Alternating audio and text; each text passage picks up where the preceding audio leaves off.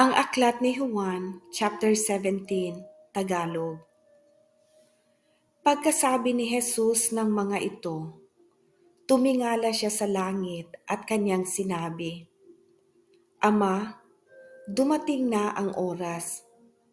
Luwalhatiin mo ang iyong anak upang luwalhatiin kanya, sapagkat binigyan mo siya ng kapangyarihan sa lahat ng tao, upang bigyan niya ng buhay na walang hanggan ang lahat ng ibinigay mo sa Kanya. At ito ang buhay na walang hanggan, ang makilala kanila na iisang tunay na Diyos at si Jesucristo na iyong isinugo. Inihayag ko dito sa lupa ang iyong kaluwalhatian. Natapos ko na ang ipinapagawa mo sa akin.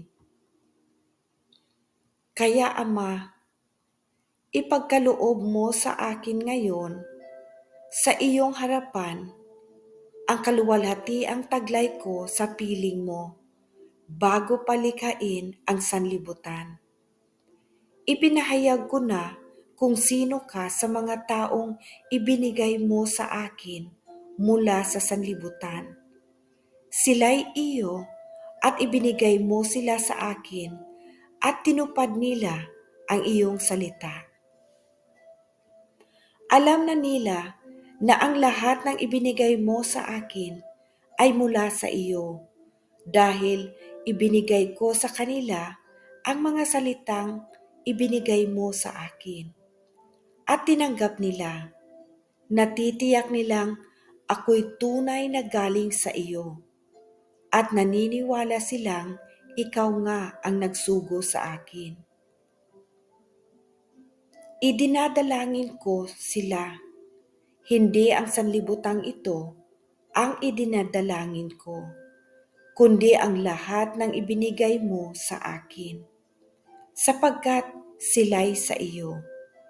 Ang lahat ng sa akin ay sa iyo, at ang lahat ng sa iyo ay sa akin, at naluluwalhati ako sa pamamagitan nila. At ngayon, ako'y papunta na sa iyo. Iniiwan ko na ang sanlibutang ito, ngunit sila ay nasa sanlibutan pa. Amang banal, ingatan mo po sila sa pamamagitan ng kapangyarihan ng iyong pangalan, ang pangalang ibinigay mo sa akin, upang kung paanong ikaw at ako ay iisa, gayon din naman sila'y maging isa. Habang kasama nila ako, iningatan ko sila sa pamamagitan ng kapangyarihan ng iyong pangalan, ang pangalang ibinigay mo sa akin. Pinangalanan ko sila at walang napahamak sa kanila, maliban sa taong tiyak na mapapahamak, upang matupad ang kasulatan. Ngunit ngayon, ako'y papunta na sa iyo, at sinasabi ko ito habang ako'y nasa sanlibutan pa upang mapuspos sila ng aking kagalakan. Naibigay ko na sa kanila ang iyong salita, at kinapuutan sila ng sanlibutan, sapagkat hindi na sila taga-sanlibutan, tulad ko na hindi taga-sanlibutan. Hindi ko idinadalangin kunin mo sila sa sanlibutan, kundi iligtas mo sila sa masama. Hindi sila taga-sanlibutan, tulad ko na hindi rin taga-sanlibutan. Ibukod mo sila para sa iyo sa pamamagitan ng katotohanan. Ang salita mo ang katotohanan.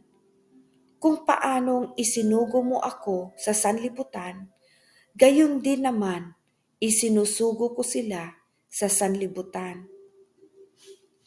At alang-alang sa kanila'y itinalaga ko ang aking sarili para sa iyo, upang maitalaga rin sila sa katotohanan.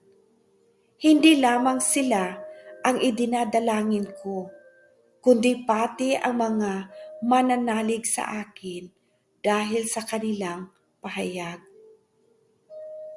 Ako'y nasa kanila at ikaw ay nasa akin, upang lubusan silang maging isa.